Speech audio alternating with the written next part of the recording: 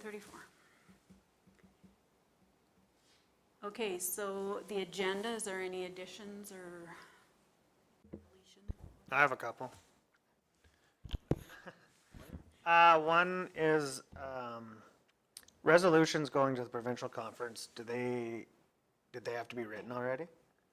Yeah, Okay. unless it's emergent, so meaning if it's an issue that has come up between the South Region Conference and the provincial conference. Okay, it's about the PMRA licensing more chemicals to use by drone. So I don't know if we want to put it as a emergent or, because it really didn't come up between the two. No, like it's probably technically not considered emergent and the PMRA is working on it. So, The other one I had was outside. I had a ratepayer ask me about Saskatchewan seed cleaning plants, mobile plants, and whether they should be operating in the county, being that we have the services here already, and how, I don't know, like, do you have a business license or something to allow them to operate in the county? I don't know. Just up for discussion so we can put it on the agenda.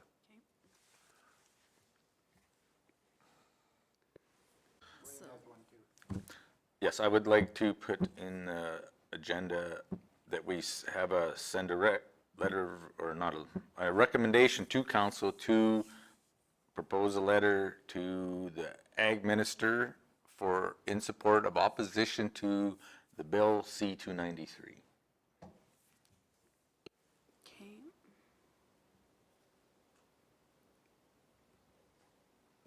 So you just want a recommendation for us to write a letter or for council? For council to write a letter. Okay. And I believe it should come from ASB because it's an agriculture issue, and I think that we should, be part of it. So I guess, it's our job to recognize those things and send that recommendation to council so that they are aware of it, which they are, but because it was brought up at the RMA, or at the RMA that we were just at, so. And I can speak more on it later. Yeah, okay, so that's 7-5.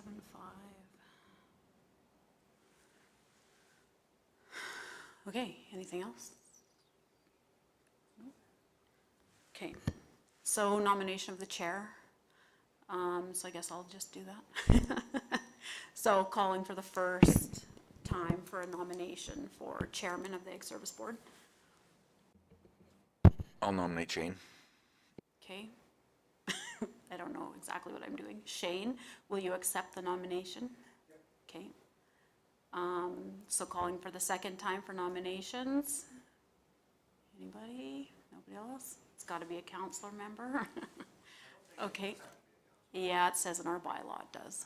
And why does the municipal land commission not be a council member? The who? I don't know. Different bylaw, I guess, yeah. We have a different bylaw for ag service board. I do have a copy of it here too. Okay, so third call for a nomination for the chairman.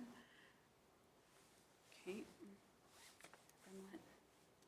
So we call to cease the nominations. Do we have to move that? Yeah? Okay. Okay, so then what? Do we vote on it? Okay. Okay, so Shane Hawk is the ASB chairman. Yeah, good. Thank you. You may take over. Huh? Oh, No, we never have it, no. not officially, just, okay. We did have one officially? Yeah, Okay, so we should do that then. I nominate Blaine Brost as her vice president, vice chair. Okay, and you accept? Okay. Everybody's in agreement? Is that how we do this? Yep. Sorry. Okay, Pretty simple. perfect. In all the years I've been here, we've never done it That's what I always thought. And then the last time or only time that I've known about it was when Jeffrey was here a couple years ago. I'm like, oh, okay, because I don't know, Oh, wow. I'd never seen it before, so. Oh, I thought. Yeah. All right, we'll carry on. We need somebody to move the agenda as amended. Connie, With the additions. I said with that amendment. Okay. I know you weren't. I would like to make a point that you listen to it. All in favor? Okay, minutes. Didn't everybody read the minutes? I did see one error. Oh, for Jesus. We'll just say, It's good. we found too that we just didn't include Joe in the people that were present, so we'll add him in, Joe Cartwright. He was here last meeting, so. Okay, Connie, did you have something else? Yeah, but now I can't remember what it was. Okay, Maybe it wasn't something else. It wasn't something else.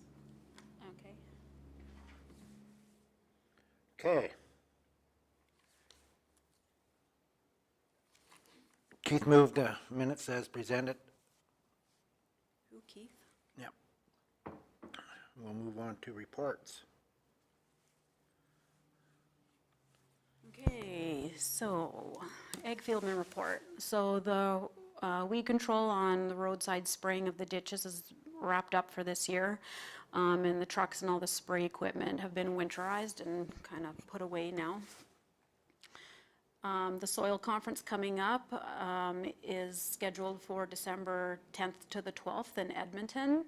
And we had a contest on Facebook to get one of our producers there for a 3-day conference. So that one was awarded and that's been paid for and he's got it and it was emailed to him or whatever. So that's good.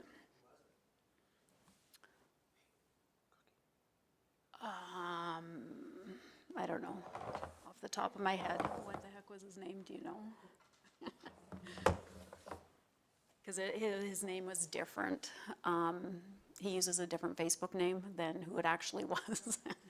So it might not even, we'll get back to you on that. So the BMO Farm Family of the Year Award, they've asked for that to be out earlier again this year, because they find it difficult, I guess, to contact the winners and get everybody organized for the actual event. So their deadline is January the 8th, so we have that out and advertised now, and we're asking for that to close on December 6th, so we can have the nominations at a December meeting, and then we can choose our farm family, and then I can have that submitted to Calgary by early January. The South Region Conference, I see I didn't do a very good job of this. There was 3 staff and 2 ASB members that attended the conference in Tilly on October the 29th. The Ag Supervisor was one of 4 speakers on the Rat on Rats campaign forum that was hosted by the Alberta Invasive Species Council on November 5th. The FP Tech went to the tech training that's held every fall. This time it was in Leduc, and that was October 22nd and 23rd. The Clean Farms chemical roundup for unused pesticides and old livestock and equine medications was in Dunmore on October 24th. So we don't really have any indication of how many people participated in that. I might try and reach out to Clean Farms and see if they have an idea. I think it's kind of cool. The chemical jug collection site on Range Road 63 was officially closed on October the 1st, and since the fence has been removed, and now we're just kind of waiting to hear back from Alberta Environment on the next steps for the process to clean up and that sort of thing. And I've actually been in contact with them, so now it's just kind of waiting to see what they have to say.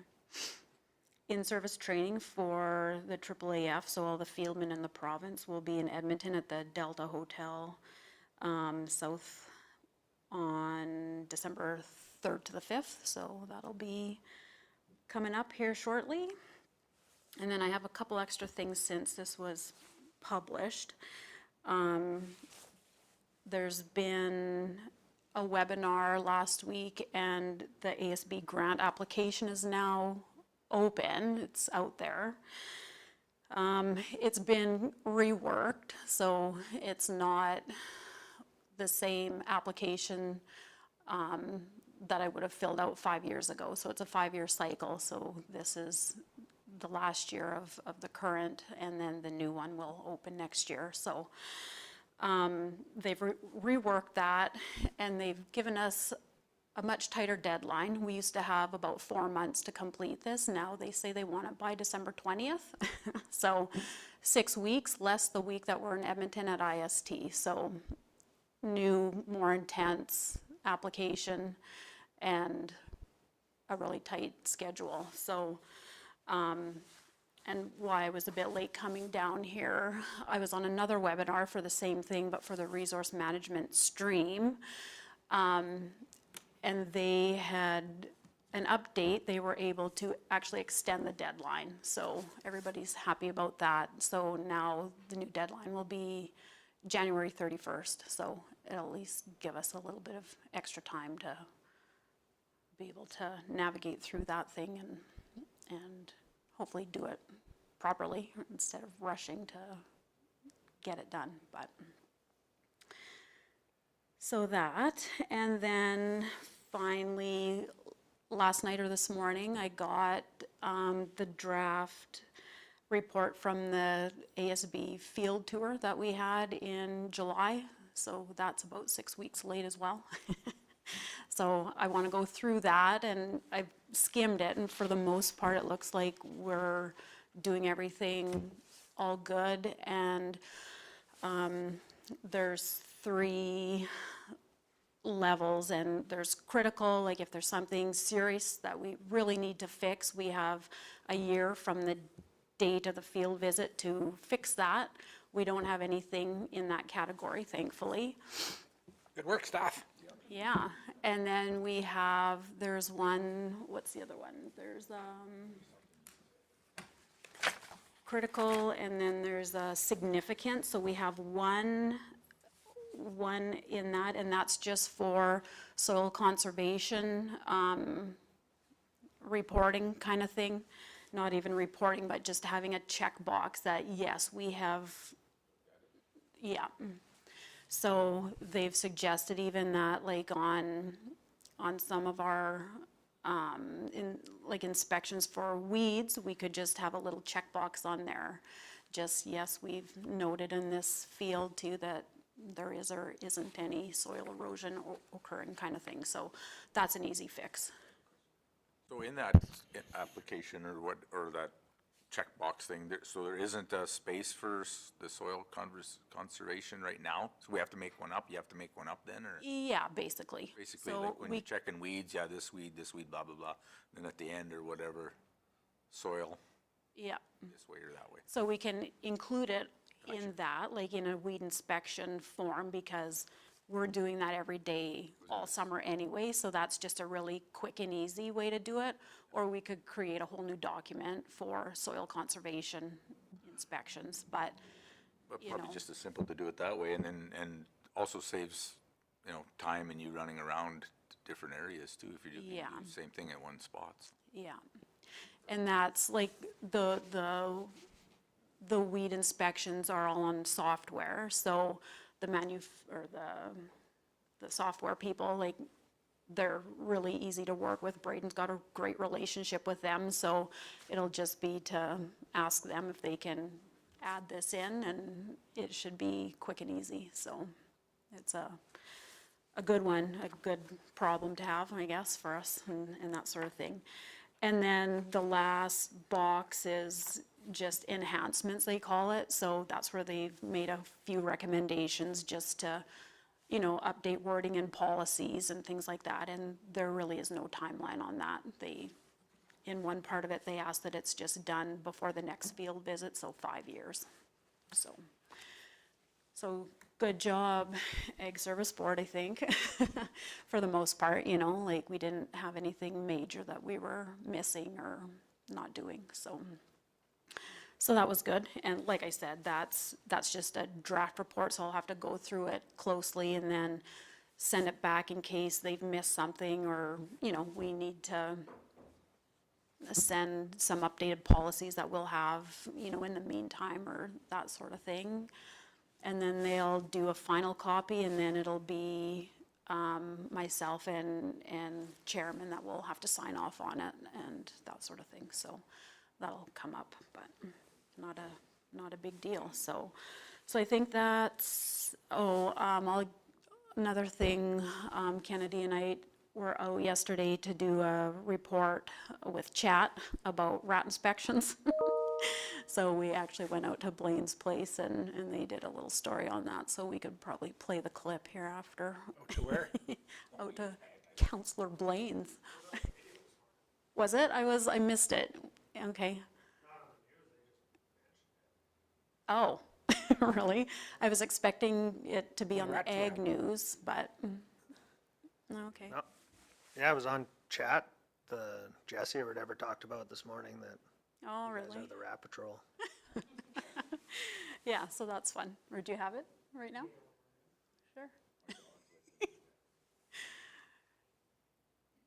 So there, yeah, the video is a bit, Uniquely different decor and more has the perfect gift for everyone. And the reason is in their name. They're unique. that? They're different. They have something for every occasion. Uniquely different decor and more. usually on the 3rd third Street week in kind of Redcliffe. thing It's of definitely worth January. the wander. I'll have to look for the The date for province that. of Alberta has been able to proudly proclaim their status of being rat-free for more than 70 years now. That's not to say the occasional rat hasn't shown up, but it means the province has been able to avoid the pest from establishing a permanent population in the province. One measure that helps with this prevention is rat patrols that are now completed in Cypress County. Jesse Gill brings us this story. Fall rat inspections have begun in Cypress County, which are done each spring and fall to help keep the province rat-free. Lisa Soltz is the agricultural supervisor in the county and also attends to the inspections. She says there are multiple ranges that are covered near the Saskatchewan border. So we would concentrate in the 6 miles, so the first range, and check any potential rat habitat. So they need food, water, and shelter to survive. And we would be checking for, you know, signs of rats in bales, in granaries, and silage pits. Any kind of building that could provide shelter and food source is also checked. Blaine Brost lives on a farm north of Irvine and is part of the less inspected range. He says even though he hasn't encountered a rat yet, they are still diligent to avoid leaving garbage out and clean out their grain bins. Luckily, with the transfer of the bales going back and forth in the last number of years, I haven't actually talked, or nobody's said anything that they've ever seen a rat coming with the feed coming through. So I think that shows our diligence of our county and our province of looking after it. The Norway rat is the most likely one to scurry across the border, but a variety of rats can end up being transported. In Alberta last year, there were only 23 confirmed rat sightings, none of which were in Cypress County. It gets the people's vigilance and reporting and knowing about the rat control program and that sort of thing that can help and play a part in this. So it's kind of cool to be a part of that. Rats are generally gray-brown in color, 15 inches long, and their tail is shorter than their body. If you do spot one, you are encouraged to call the Cypress County office or report them to the Rat Where did you on find that Rats dead rat? campaign the province has launched. Jesse ours. Gill, Chat News.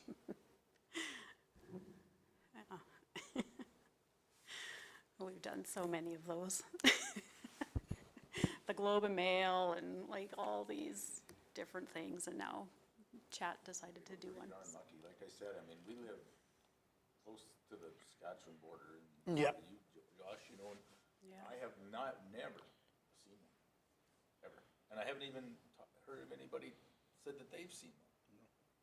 The only main infestation that I've ever really heard about when it was at the dump there, really. Yeah, You said that kind of come in with, or felt that it come in with old, garbage. That, yeah, garbage, I think that one, but from Saskatchewan still, yeah. Yeah, anyway. That was fun. Okay, so Kathy's report is next. Oh, questions? Yeah, no? Gonna see how many people were at that chemical and medication roundup and stuff, so you said you were gonna check and see if Yeah, well, anybody showed up to it or what went Yeah, on there. see what, if we can get any information about that. So with the seed drills and the land rollers, is that up or down from last year? It's about the same, actually. I think we're down maybe 70 acres. More people, though, so. Kennedy, if you want. I did just go on Facebook, so the winner of the soil ticket was Greg Sklarchuk, and I think he's kind of in the urban area, actually. So, and there was one other person that also participated in the contest, so, yeah. So for my report, we put together an ASB newsletter that will be out in the Commentator next week. For workshops, we have a septic sense workshop that'll be next Monday evening. So far, we only have 5 people registered this go around. We will be hosting a environmental farm plan workshop in December here at the office. We do have someone with Alberta Agriculture that's going to come or participate via Zoom and talk about some of the streams, like the grants that people can apply for with the farm plan. And then we're just in the early stages of planning a workshop in the spring with Tozo again, and getting him to talk about pruning and doing hands-on. So, getting out and actually showing people proper techniques. And then we're also trying to get someone to come talk about companion gardening as well. And then for rats, we have started our fall rat inspections within the first range along the Saskatchewan border. So far, no signs of rats. And then there's the equipment numbers there. And if you have equipment questions, Brayden can answer them.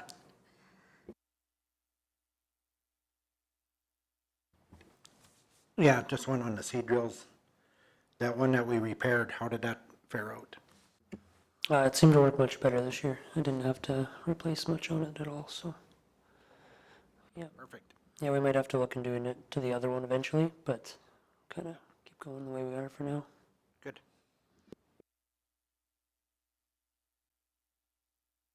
Any other questions from anybody?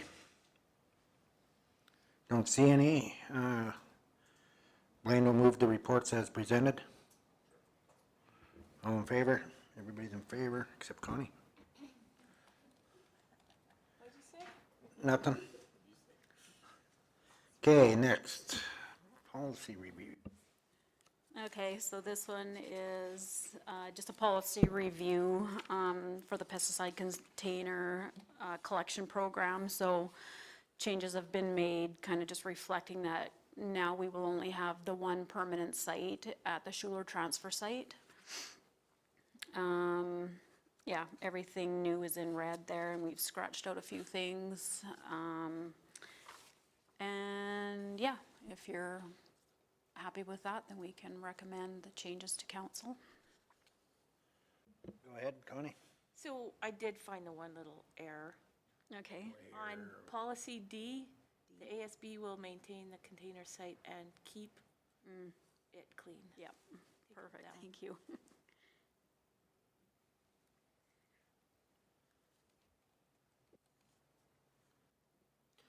One thing with the sites, it might be a good idea. Well, I know at our site, like I took all our boxes up there and the guy who runs it said, oh, you can just put them in the recycling, but I know we had talked about before that they should go into the dumpster.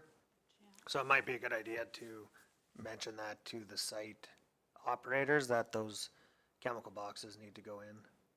Good point. Yeah, as far as we know, there's gonna be a new, caretaker up there. In Schuler, yeah. Yeah. But I so- took our boxes to Hilda and our chemical. Oh, okay, yeah, I see. Yeah, so we're planning on, you know, kind of having a discussion with the new person. I don't know if there's somebody in place there, like that's new or not. Just to talk about like the twine and grain bags and chemical jugs at Schuler and like whatever, all that kind of stuff in that general area, so, okay. I know some of that cardboard that they put in the recycling cardboard bin. Guy followed the truck and it went straight to the Medicine Hat landfill and got dumped. There was no recycling whatsoever. Kind of defeats the purpose of the recycling at the landfills then, Does it? Yeah. Yeah, or at the transfer sites. at the transfer sites. And yeah, that's what he said. He just was curious, seeing the truck there, hooked onto it, see where it was going, and it went right to the Medicine Hat landfill. One other thing, maybe we should do a Facebook blast about the twine recycling, just to remind everybody now, again. Yeah, The bags are available at the transfer sites and okay, good idea. Put that contest, there's actually like a contest with the twine recycling for 4-H clubs. So you're supposed to put your 4-H club, you're supposed to put your information on the bag, I believe. And then when they come and pick it up, they have like grants that they'll award 4-H clubs for bringing in. That will be in our newsletter actually, but just if we're gonna plug that, we could put that on the Facebook page too. Yeah. Okay, thank you.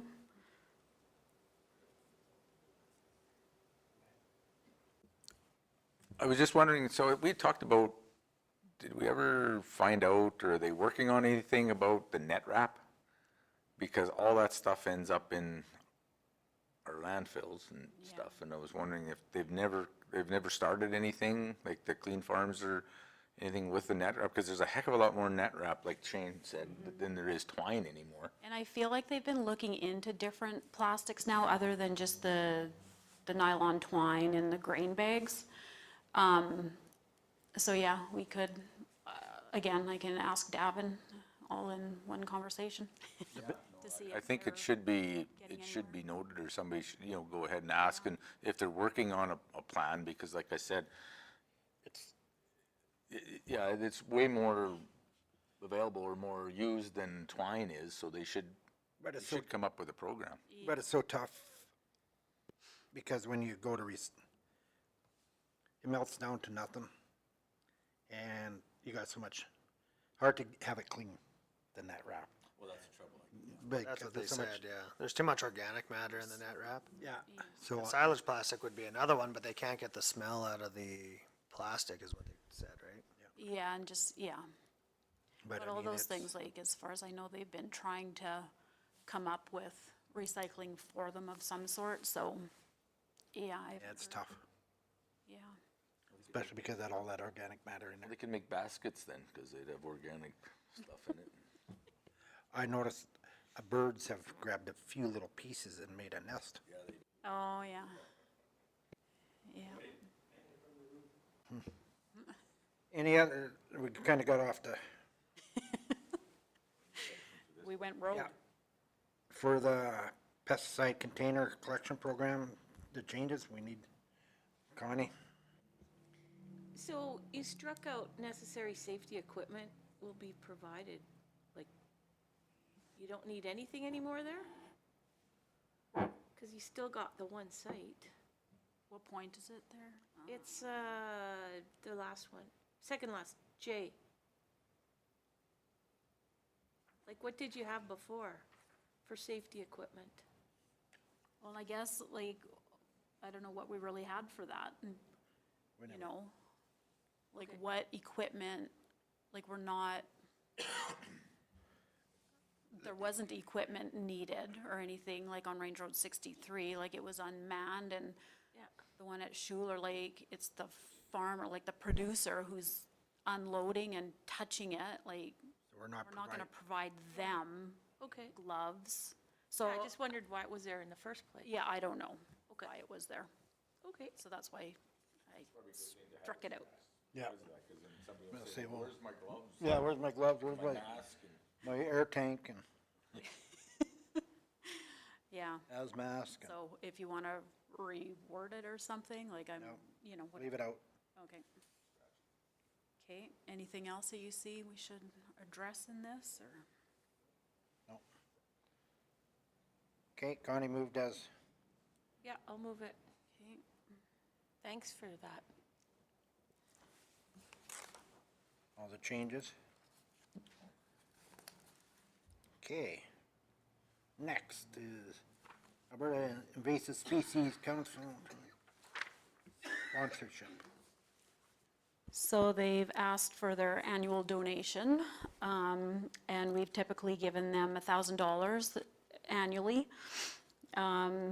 We benefit a lot from the Alberta Invasive Species Council. They've got fantastic fact sheets and that sort of thing, and we get like our biocontrol basically through them, and now they've had their Squeal on Pigs campaign. They've just dropped their new Rat on Rats campaign, so that's super exciting.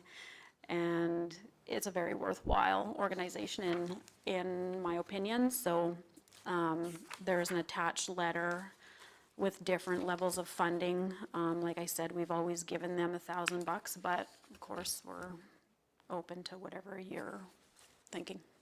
But we got it in our budget, right? Yes, yeah, you bet. $1,000 is in the budget for them, yeah. I have a question. Has anybody ever gone to their conference or their AGM? Yes. Oh, you have? Yeah, yeah, we've gone for several years, and it's really good. Like they get really good speakers. They've got credits available for like our pesticide applicators licenses that we need. Like we have to get those to keep our licenses. And the last year and this year will be their second annual credit day kind of thing. So they'll have a day prior to the conference for credits for our licenses. So, and it's all like fundraiser kind of thing for them too, right? So we definitely take advantage and go to those things. And it's been in Olds the last couple of years and at the college, and yeah. So we are members. So I think with the $1,000 sponsorship, there's 2 members, and then we buy a third one because it's $30 or whatever. And then we get discounts on the conference as well with that, so. When I was an ag fieldman, yeah, I went. It was one of the better conferences to go to. Yeah. Yeah, they do a really good job, and they've got really, really good staff now. Like, yeah, the executive director is fantastic and puts a huge effort. She's great, and she's got good people there helping her with biocontrol and stuff, so. Yes, they had computers back then. They took computers back in 1984. You should go. So are we up for $1,000 again? You betcha. Yeah? Go ahead, Keith. Keith makes the motion to give him $1,000 sponsorship. Thank you.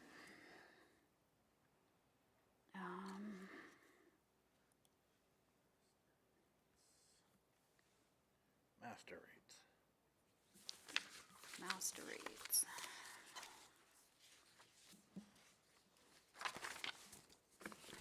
So this is kind of just a draft of the master rates that will be coming forward in the master rates bylaw to council soon. So this is the ag portion. You can see, well, it's maybe a bit weird. So we're recommending that the seed drills go up 25 cents from $11.75 to $12. We're thinking we should leave the land rollers as is because there's not a huge demand for them, and the higher those rates go, the less they're getting used. Paul, are you here? trouble is with them too, is there's more out in, other companies Right, renting them, so it's hard to. yeah. Bigger ones. You can sit up here with me. I don't know, that might be scary. Make yourself useful. Make myself useful? Just kidding. So that's kind of what we were thinking for those. Skunk traps,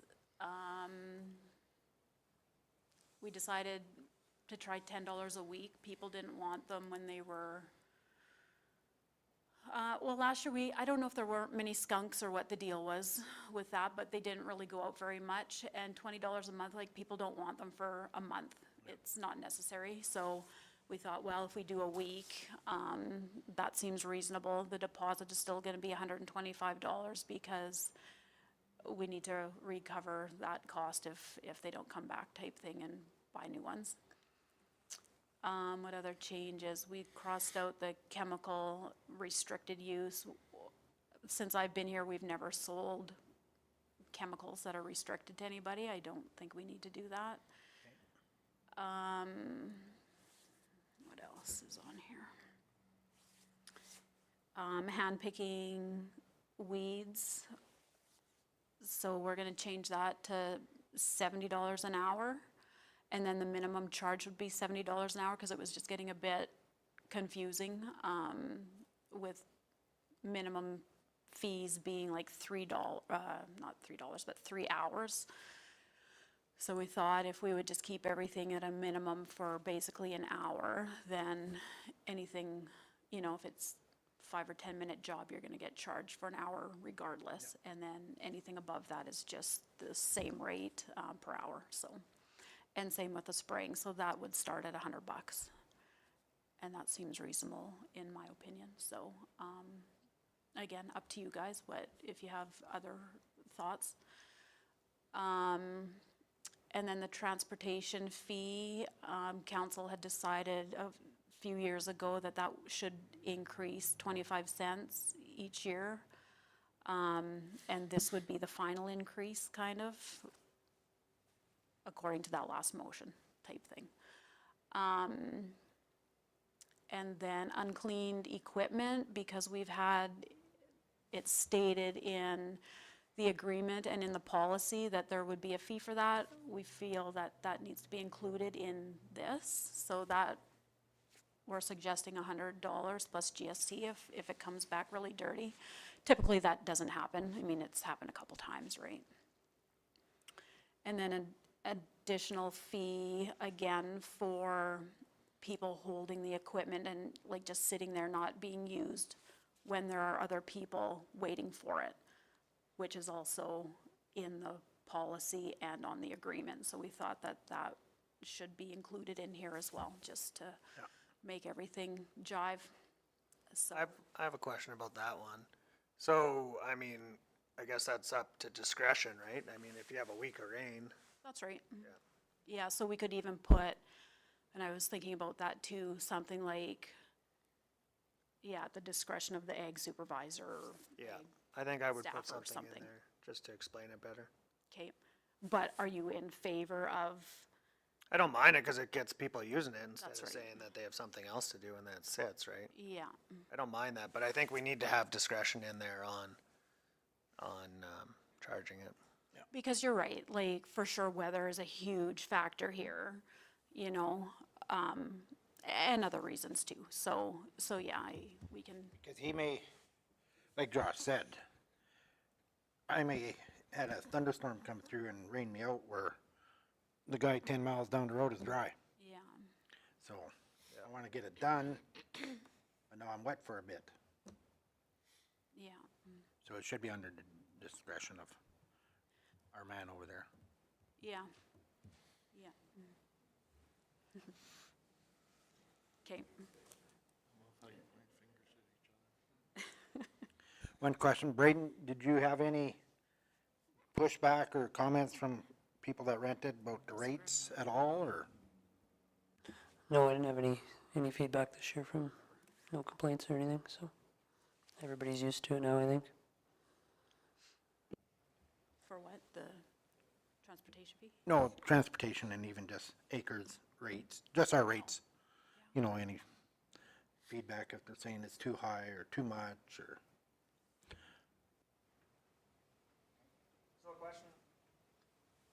A question on the transportation rates, is that from here to the producer's place, or is it from the producer's place to the next producer's place? From here. So, to be fair, if it's in Jenner and there's gonna be 2 or 3 guys using it, we're not gonna charge them each Right. one from here. Yeah, that's what I was wondering. You know, we're gonna split it somehow, like one gets charged up and one down, or, you know, whatever, back, so. Because I know when I had it, I think Braden took it down by Elkwater, and I didn't look at the bill, obviously, but does it, I get charged from here to our place versus to the next? Yeah, you get charged from here to your place, and then when it's picked up from your place, back here. And then the next guy would be like the same, typically. Okay. Paul, do you have anything you need to add, or? Just through the chair to committee, the minimum charge of $210 was quite hard to divide up, and this is quite similar to what we're doing in other areas in our fees. So, for example, in blading, we charge a minimum of a half hour, and so you know, regardless of whether we're there 5 minutes or 25 minutes, it's a half-hour rate. If in this case we show up, we get there, and we get everything done within an hour, and it just didn't seem right to charge for 3 hours when we're actually in place for only an hour. So this is quite similar to what we do with other rates in our master rates. So I think it's prudent to do it this way.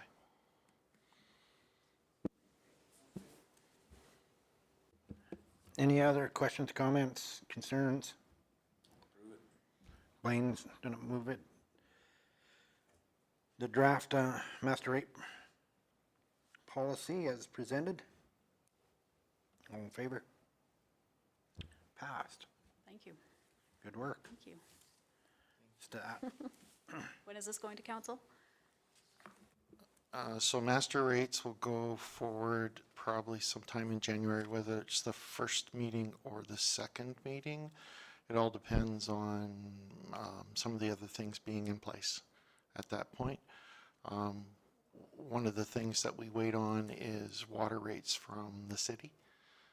So we have to have that firmed up before we present the whole master rates. And in approval of 2024 rates, we had to come to council on 3 separate occasions. First time for approval, and then 2 additional times. So we'd like to attempt to do it once, and you know, not burden council with countless amendments. So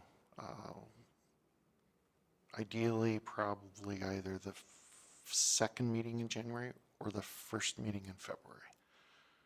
And that's all dependent on things like RMA, which I think is in later March, and other activities. So. Perfect. Thank you. Nope, I think that's it. That's basically our meeting. It's a good thing I watched. Yeah. Thank you.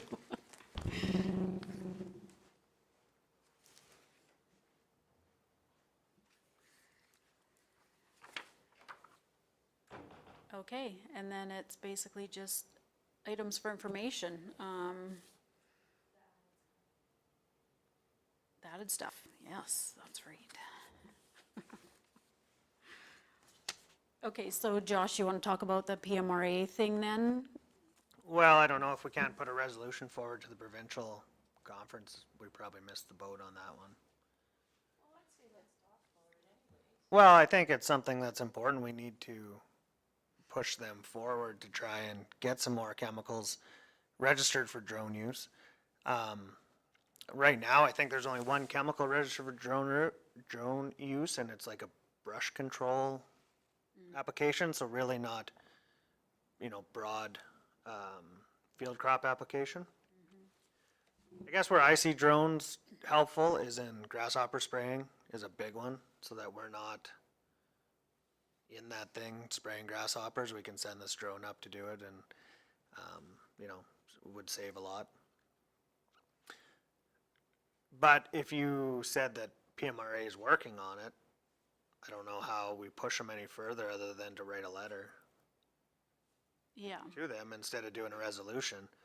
Write a letter maybe and get some of the other Ag Service boards to sign on to it and send it to PMRA with our concerns of lack of registration or lack of work on this issue. well, the timeliness, like if they're working on it, like why is it taking so long when there's a fixed wing aircraft already on the label? That's the thing. So know, they have, yeah, exactly, but they've said drone is different than aerial application, which It's not, both from air. they're both from air, but it must be somehow different with the forces of the blades or how the chemical settles down or something in that way. You would think. It's actually better sprayed by helicopter than it is with plane because it forces the chemical to the ground. Oh, yeah. I don't know. They took strychnine out in no time. I don't know why they can't. I mean, it's different, but And that guy, what's his name? Lakeview drones guy, Marcus.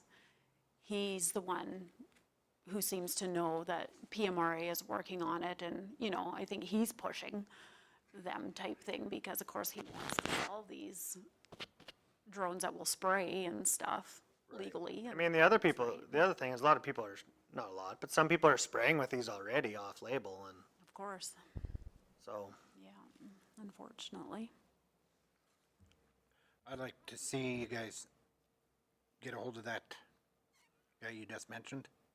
Yeah. I know they're working on it, and that we do draft up a letter with our concerns and, to move forward in a more timely fashion. If some of these chemicals are already being able to be sprayed by air, can you really explain the difference in between an airplane and a drone? Because it's all both from air. Okay. I don't think a letter would hurt at all. no. I mean, the other spot I see it is spraying leafy spurge. It would cut down on our labor costs. Like in the BT, our labor costs are absolutely crazy, but that's what the costs are. And that prohibits us from spraying as much as we should be. If we could map and send a drone, we could do a better job on the leafy spurge. Yep. And get into some of these areas in the river, away from bed and shore, obviously, but in some of these steep coulees and stuff that we can't get quads into. So, I agree. Yep. Okay. Okay. Josh made that motion. yep.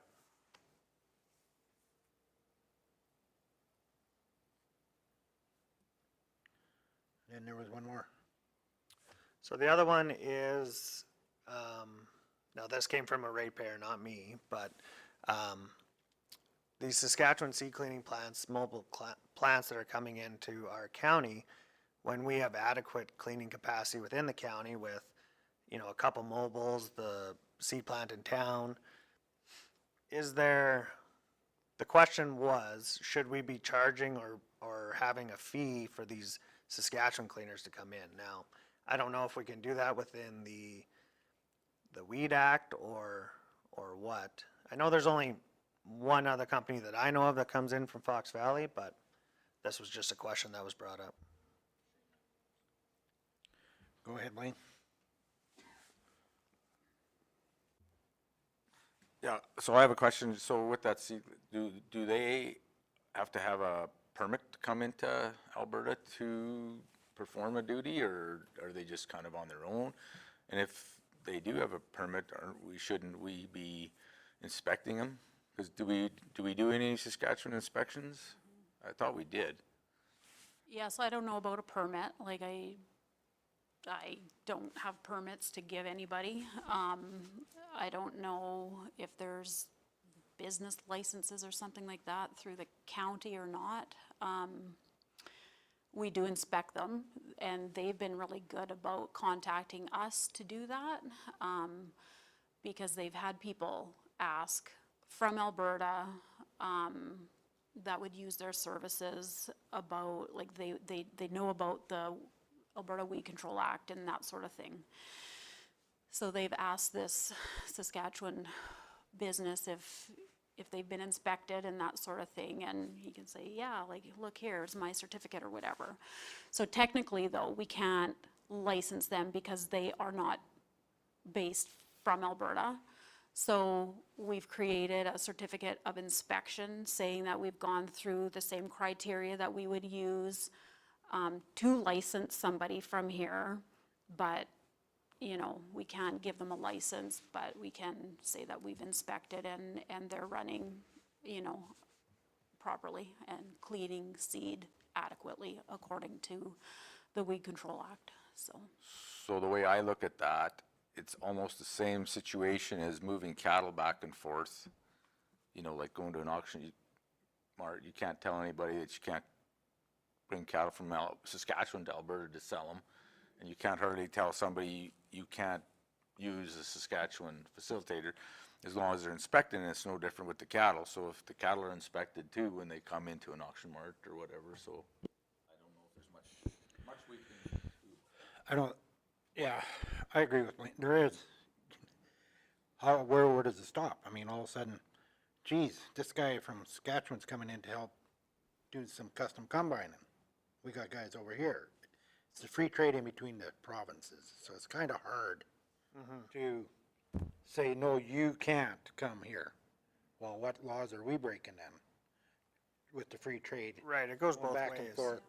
And it's up to the guys that are, is it cheaper or does it do a better job than the guys here? I mean, there's all them other factors, so I know what your ratepayer was thinking, but I think our hands are tied on this, that gotta leave it open and. Yeah, I was asked to bring it to. Yep, that's fair. That was my point exactly. I mean, so we are doing our due diligence by inspecting them, so there's not much else I think that we, as a Ag Service Board or as a province or as a county can do. Well, I think, yeah, I don't know, somehow they should have a license to practice in Alberta, because the Alberta seed cleaning plants are paying taxes here, whereas the BC ones aren't. So that's probably what he's alluding to. Well, the mobile guys is more the thing. Like, Yeah. the mobile guys aren't paying taxes in Alberta. Yeah. But, I mean, you're right, it does go both ways, because there's, as far as I know, to go into Saskatchewan, you don't really even need an inspection. You can go, so. Yeah. Yeah, for sure, Yeah, and I mean, it does open, when you talk about combines and stuff, that's a whole nother. Yeah, it's a good point. I just know sometimes like, when there's not very many farmers in the area that actually get seed cleaned, it's kind of tough to find somebody that'll come and do your grain on your farm. But I find like the convenience of being able to have somebody come directly to the farm as opposed to try and book a date and haul your seed to town, then go back and pick up your screenings. And I mean, it's the convenience of having somebody come to the farm is pretty great. And sometimes you can't get very many. We've had mobile cleaners, but I don't want them back. So when you find a good one, I don't care if he comes from Saskatchewan. No, that's right. You know, that's part of my objective anyway, from my perspective. That'd be like you wouldn't be able to sell your vegetables in Maple Creek.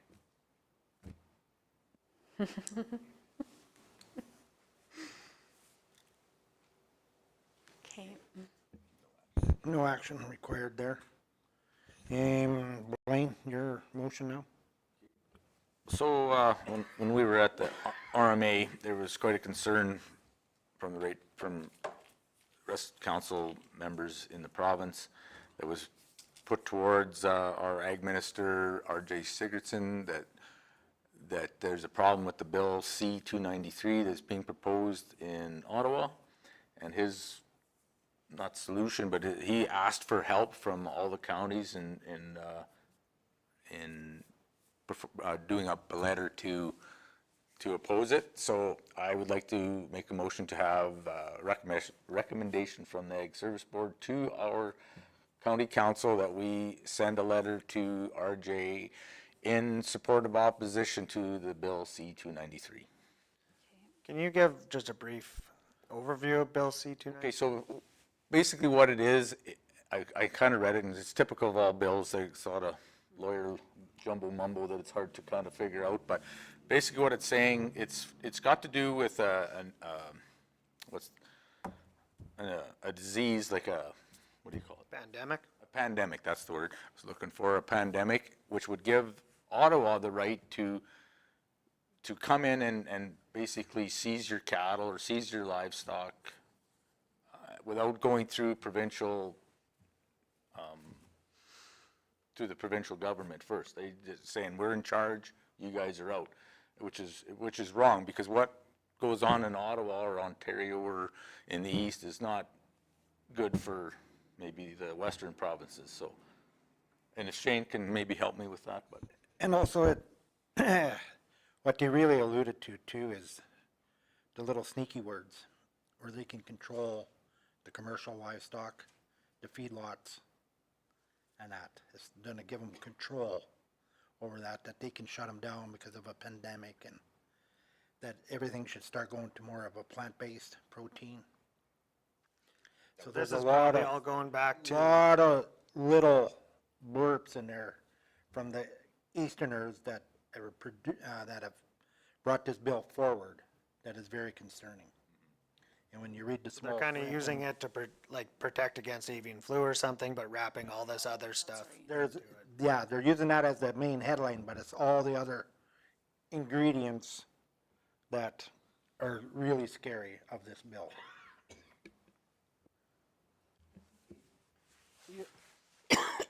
I think the thing that scares me about this bill is it gives them the power to come onto your yard. And if I'm understanding this correctly, it doesn't even have to be your neighbor's yard. It can be just your yard. And say, they find some little thing and they'll just shut it down, take all your cows away. Having come through the big TB thing, where I know what that feels like. And you get your cows taken away, but your neighbor doesn't because you didn't run in the same field. All of a sudden, here's this law coming down that gives them the power to do that any time. And the thing that kind of really bothers me is the guy that brought this forward, and the MP that brought this forward is a vegan out of Toronto. And that's what really scares me. He went on, he was on national TV saying, yeah, you guys are all afraid of this because I'm a vegan from Toronto. And I go, yeah, we know where this is coming from. And, we've seen them shut down our pipelines. We've seen them shut down, different things that Alberta is championing.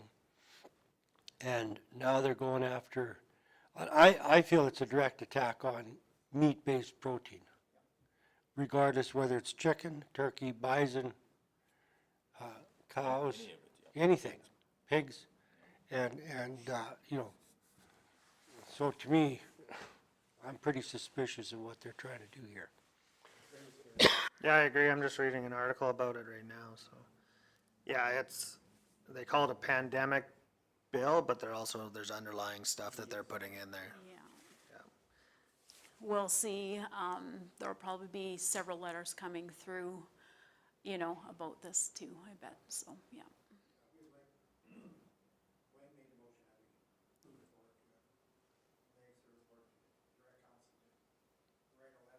Yep.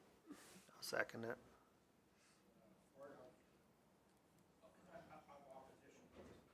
Okay. Oh, no, not here. Paul might have one. I forgot.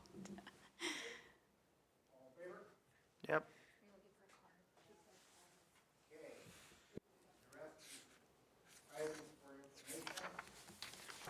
Yep. Yep.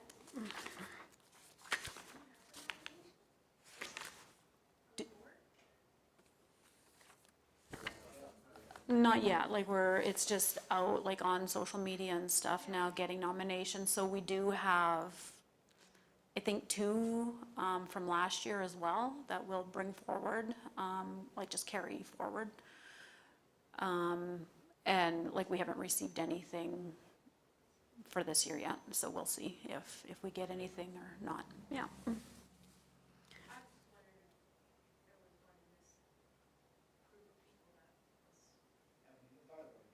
No. And then there's just some letters here, as usual, from different municipalities on different topics and stuff. And then Agno has got an event coming up as a fundraiser for them too, because they're having issues with funding and that sort of thing. So that's going to be, oh, that's over. That's actually November 2nd, it looks like. So too late, yeah. So anyway, is there any other questions or anything? That's kind of all we have.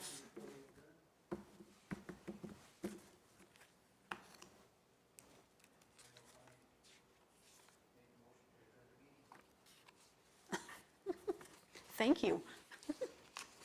I don't know where my agenda went. Okay, so adjourning at 11:35. Just in time for lunch. We knew it would be a short agenda. Oh.